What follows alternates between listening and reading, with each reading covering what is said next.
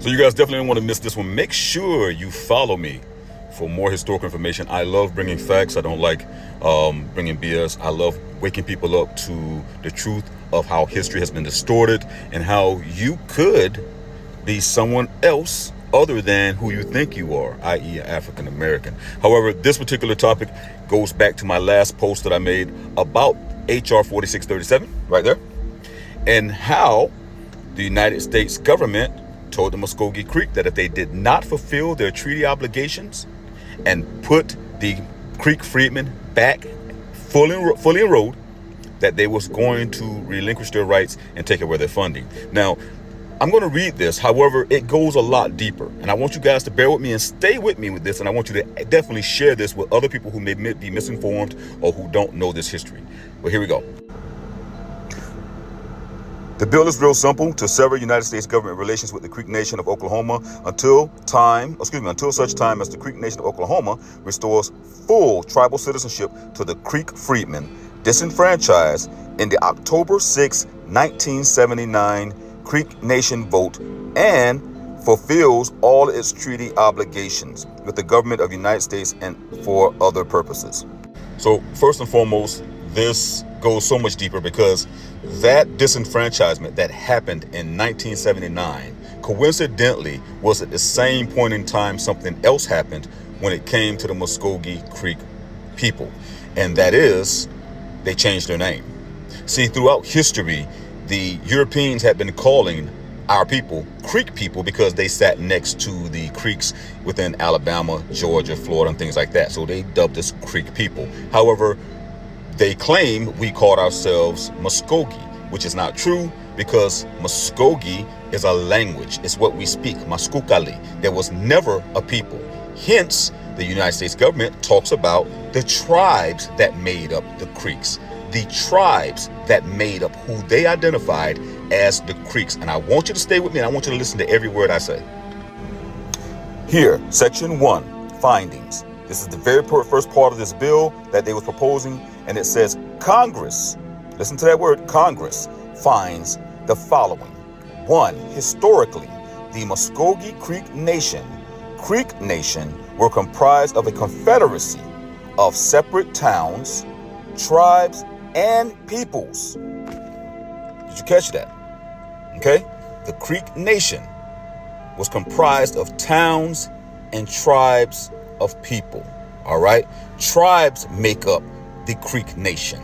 Not that the Creek Nation is a tribe. It was multiple tribes that was comprised that the Europeans identified as Creeks. Okay? And I've always said this, and please bear with me, my tribal leaders who will see this page and get mad at me because I'm telling the truth. This is not me making this up. This is what history has shown. So bear with me. This is for educational purposes only, and I'm just educating the people. However, one of those tribes, and the only tribe they mentioned by Congress, is who?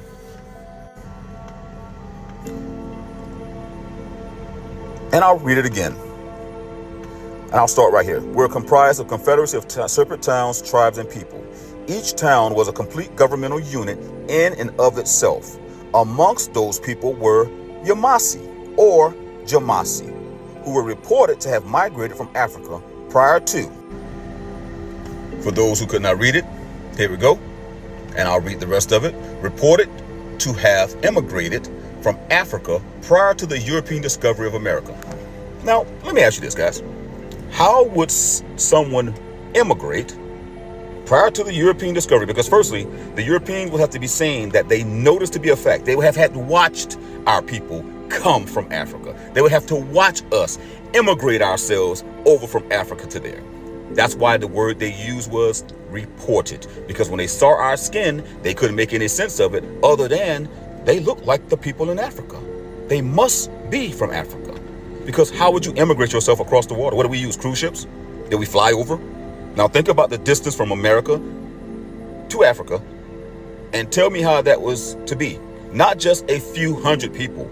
You're talking about hundreds of thousands of us. That's documented. Upper and lower Yamasee towns. However, I digress. Let's go.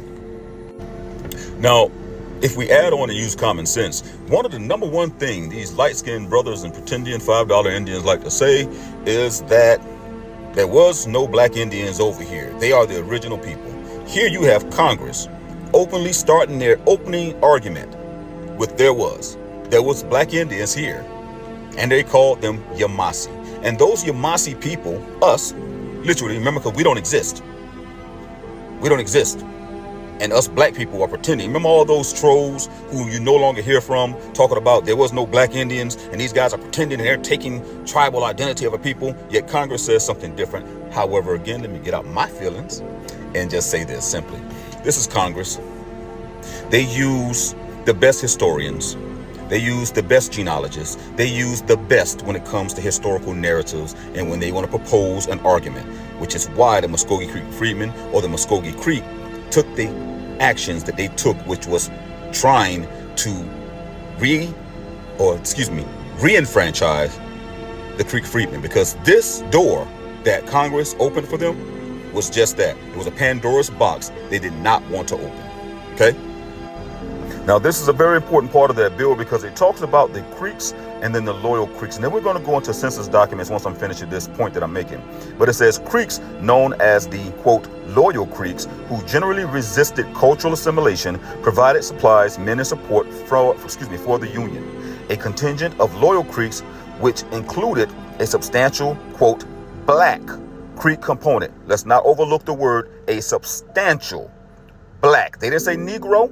They didn't say African. They said black Creek component, saying these people looked like black people, and they had a substantial